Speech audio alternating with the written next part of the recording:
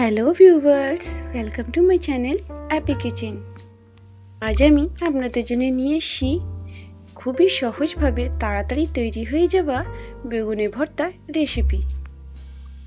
এই বেগুনের ভর্তাটা রুটির সাথে থাকলে আর কিছু প্রয়োজন পড়বে না, আর এটা খেতে খুবই টেস্টি হয়। ফ্রেন্ডস, যারা আমার চ্যানেলে নতুন এসেছেন প্লিজ আমার চ্যানেলটাকে সাবস্ক্রাইব করে দেবেন, আর পাশে থাকা বেল আইকনটা অবশ্যই ক্লিক করে দেবেন। তো চলুন বন্ধুরা, বানিয়ে ফেলি আজকে বেগুনের ভর্তা রেসিপিটা। এখানে আমি 3টে বড় সাইজের বেগুন নিয়ে নিয়েছি, আর বেগুনটা দেখতেই পাচ্ছেন আমি কিভাবে কাটছি। বেগুনে আমি ডাঁটাগুলো রেখে দিলাম, দিয়ে বেগুনটাকে আমি মাঝখান থেকে চিড়ে কেটে নিলাম। এইভাবেই আমি সব বেগুনগুলোকে কেটে নেব। দেখতেই পাচ্ছেন বেগুনগুলো সব ভালোভাবে কাটা হয়ে গেছে। এবার আমি একটা চাটু বসিয়ে বেগুনগুলোকে এইভাবে সিকতে দিয়ে দিলাম, আর একটা উপর দিয়ে চাপা দিয়ে দেবো। 5 মিনিট পর চাপাটা খুলে দেখতে পাচ্ছেন এবার বেগুনগুলো একদিক সেকা হয়ে গেছে, আর একদিক সেকার জন্যে বেগুনগুলোকে একটু উল্টে দিলাম, আবার একটা চাপা দিয়ে দিলাম। 5 মিনিট পর চাপাটা খুলে এবার সব বেগুনগুলোকে নামিয়ে নিলাম। দেখতেই পেলেন কত তাড়াতাড়ি আমার সব বেগুনগুলোকে সেঁকা হয়ে গেছে। এইভাবেই সব বেগুনগুলোকে শিখে নেব। এবার বেগুনগুলোকে একটা চামচের সাহায্যে সব খোলা থেকে ছাড়িয়ে নেব। এইভাবেই সব বেগুনগুলোকে করে নেব। এবার এখানে বেগুনের ভর্তা করার জন্য আমি আরও কিছু ইনগ্রিডিয়েন্টস নিয়ে নিচ্ছি।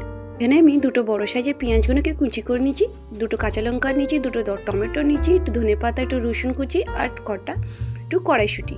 সেই ফ্লেমটা অন করলাম, অন করে কড়াটা বসিয়ে ওর মধ্যে সর্ষের তেল দিলাম, আর সর্ষের তেলের মধ্যে দিয়ে দিয়েছি 1 চামচ জিরে। জিরেটা তেলের মধ্যে হয়ে গেলেই এখানে আমি পেঁয়াজ কুচিগুলো দিয়ে দেবো, আর পেঁয়াজের সাথেই আমি এখানে কড়াইশুঁটিগুলো দিয়ে দেবো। এবার পেঁয়াজ আর কড়াইশুঁটিগুলোকে ভালোভাবে ভেজে নেব। এবার পেঁয়াজগুলো আর কড়াইশুঁটিগুলো ভালোভাবে ভাজা হয়ে যাচ্ছে। দেখতেই পাচ্ছেন পেঁয়াজগুলো কালার চেঞ্জ হয়ে গেছে, আর পেঁয়াজগুলো এখানে একটু নরম হয়ে গেছে। এবার এখানে আমি অ্যাড করে দিচ্ছি আদা রসুনের পেস্টটা। এবার আদা রসুনটাকেও পেঁয়াজের সাথে একটু ভালোভাবে ভেজে নেব। এবার আমি এখানে অ্যাড করে দিচ্ছি 2টো কাঁচা লঙ্কা, আর দিয়ে দেবো টমেটোর কুচিগুলোকে। এবার টমেটোগুলোকে একটু সফট হওয়া অবধি ভেজে নেব।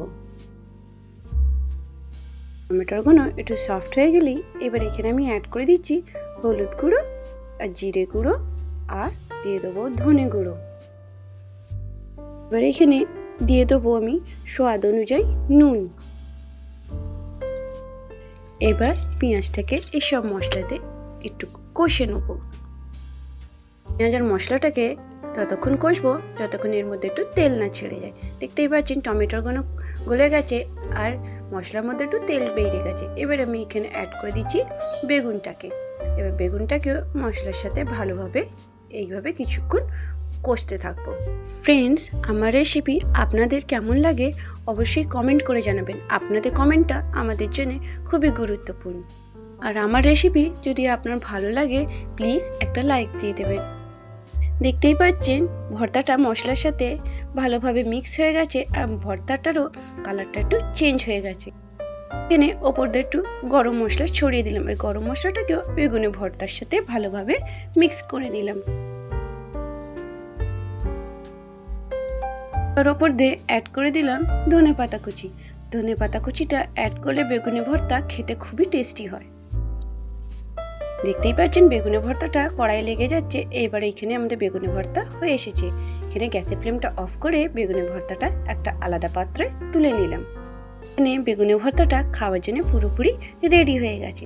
Thank you for watching my video.